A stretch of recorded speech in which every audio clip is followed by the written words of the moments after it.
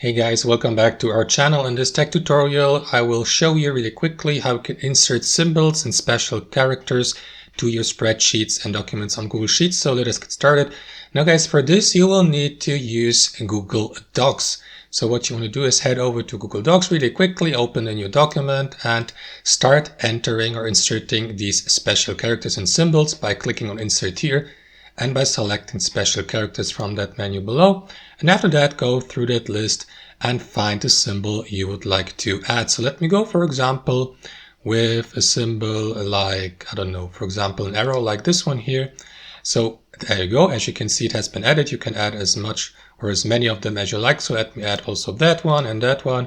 Close that window. And after that, simply copy them.